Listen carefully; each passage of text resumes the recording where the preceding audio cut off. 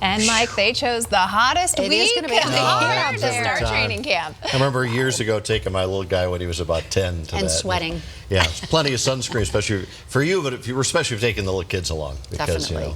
they don't want to get a sunburn on that, that's for sure.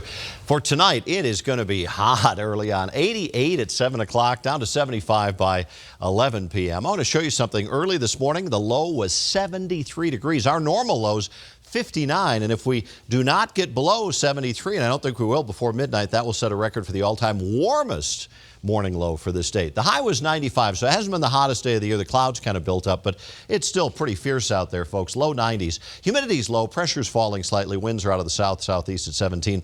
Now that is the view of the shower that went through and drenched Liz Gilardi a little bit when she was up there in Westminster a little bit ago. It doesn't look like much, does it? But it's just a little thunderstorm activity right there. It's small, but it's offering some brief relief for a few lucky folks around the Brighton, the Henderson area, back toward Thornton. A little bit of thunder and lightning with it. It's mostly just a gusty wind maker. This one was warned earlier up around New Raymer, but it's gone below severe levels. And this cell was warned earlier as it moved south of Lyman, but there's just not enough low-level humidity to really get anything organized going. So there's just a few scattered storms around. Doesn't amount to much for early night. The rest of the state's warm and dry. There's a weather front to the north of us that has cooler air on the other side, but it's going to stay to the north of us for the next couple of days.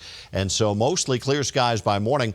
I don't think it'll be quite as warm tonight as it was last night, but still mid to upper 60s for lows. A little bit cooler out toward Lyman and Greeley. That is the beauty of the high plains, is for the most part, even at night, on the hottest days, it cools off fairly well. So your low temperatures mostly going to be in the low to mid 60s on the plains, 50s up in the mountains. We start out sunny and warm.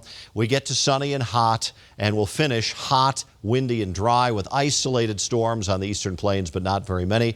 I think 100 tomorrow in Denver and Greeley, and low hundreds over southeast Colorado. Is going to be a scorcher of a day with those temperatures in the high 90s to around 100. Some clouds early, then clearing mild and 65 for tomorrow.